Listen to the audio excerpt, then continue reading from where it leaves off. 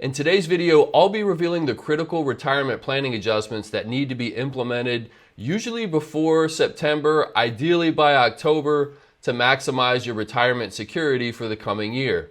In over 15 years working with hundreds of retirees, I've identified specific financial deadlines and planning opportunities that occur each fall that most people will either miss completely or they'll just put off way too long and end up missing out. If you're new to the channel, my name's Justin. I own a financial planning firm in Lewisburg, Pennsylvania, where we work with retirees all across the country and help them make smart financial decisions.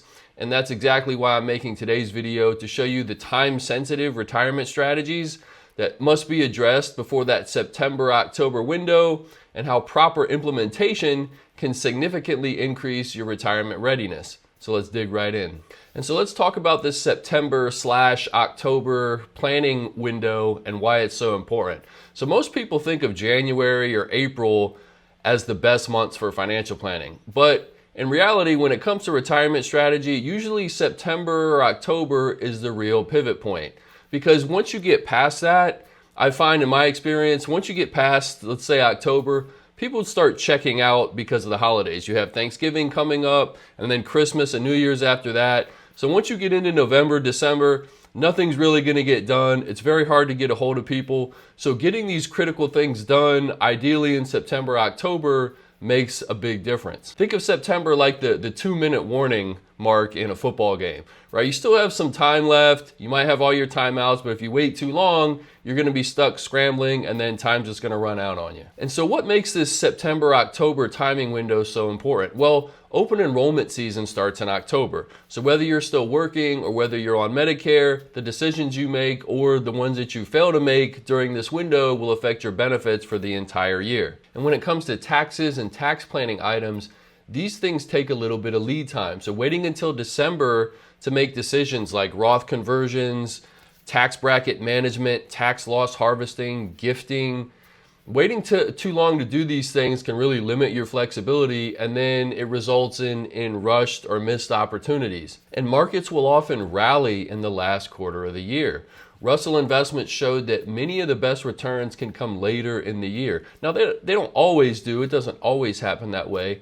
But you might have heard of the Santa Claus rally and things like that. So if you're planning to, let's say, do some tax loss harvesting, or you want to get some extra contributions into your 401k plan or in your other investment accounts, the best time to act is likely before that rebound or before that push. And so all these things, it's not just about deadlines, it's about controlling the calendar instead of reacting to it.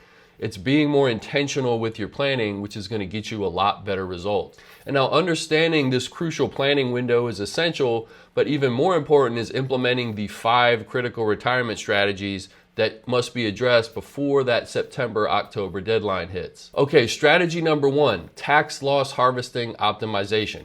And so tax loss harvesting isn't just an end of the year move. If you wait until December, markets may have already rebounded. You might have missed your window to do this. And just to give a quick refresher on what tax loss harvesting is, we're talking about using non-IRA accounts or non-retirement accounts. For example, if you have a loss from a stock or a mutual fund, let's say that mutual fund has declined by $5,000 in value.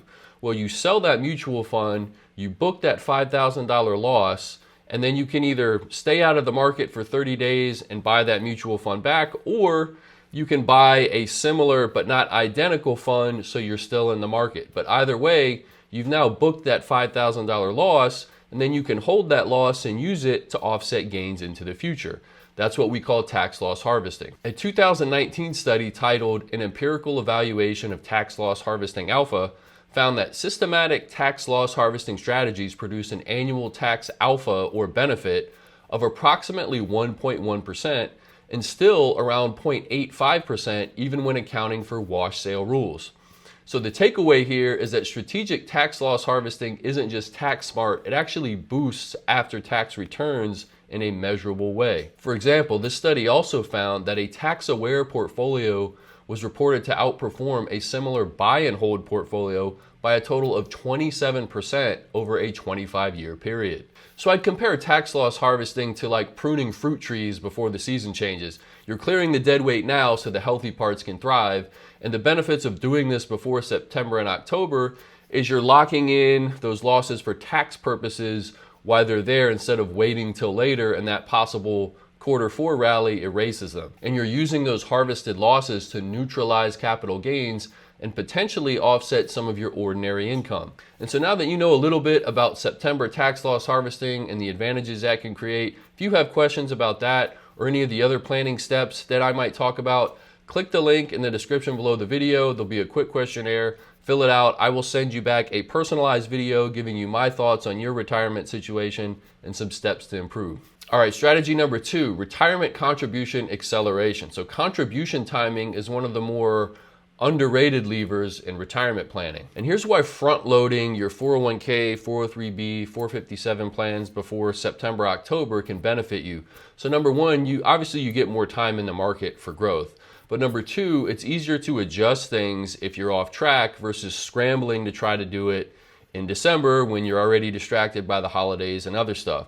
So if you want to make sure you get your catch-ups in, you can maximize that. You can align it with your employer match, and you can also optimize your HSA, health savings account, if you have one. You can coordinate that all together and make sure that that's all on track. I've found from experience, if you wait until the last 2 months of the year to try to go back and adjust this, there just isn't enough time to make those catch-ups. It's too big of a chunk that's coming out of your paycheck. People will tend to just put it off and say, okay, well, I'll get it right for next year starting in January. So they miss a good chunk of time to proactively plan for this. So all this is about being proactive and not reactive, getting your dollars to work for you sooner, and of course being intentional about your planning. And while contribution acceleration can create significant benefits, equally as important is implementing healthcare insurance optimization strategies before open enrollment begins. So the third strategy is healthcare planning optimization. And now healthcare decisions get rushed during open enrollment. Most people make reactive, what I call checkbox decisions instead of strategic ones, and then end up regretting it later. Intentionally planning for this now helps you max out those HSA contributions for triple tax benefits, if that's something that applies to you. You can make sure you're adjusting your modified adjusted gross income to try to avoid those IRMA surcharges on Medicare.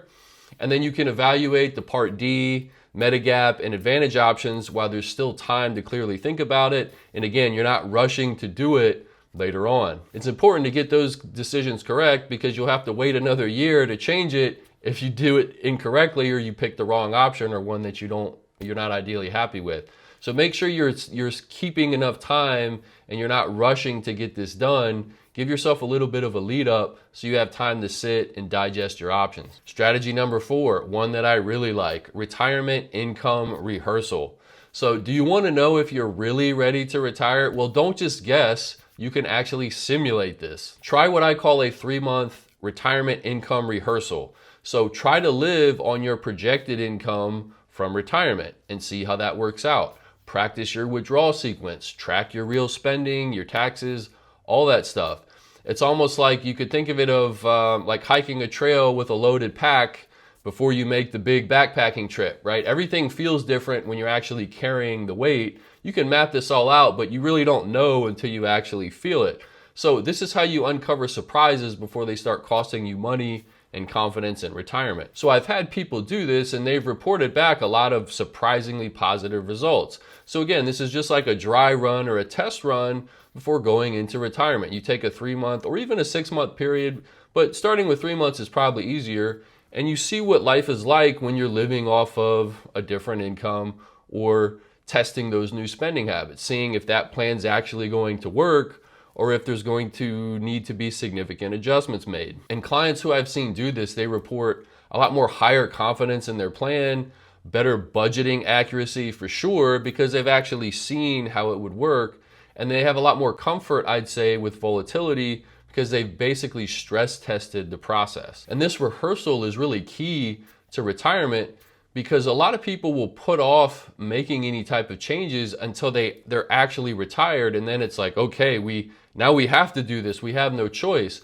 But if you get to test this out beforehand, it can make all the difference, because we know your income is going to change on some level, your lifestyle is going to change. So doing a test run of this can be very, very helpful to giving you a lot more confidence that your retirement plan is going to work, or that it's realistic. And now, while retirement income rehearsal can provide a lot of crucial insights, the fifth critical strategy focuses on year-end tax optimization that usually must begin before September to be fully effective. So last but not least, strategy number 5 is tax bracket management.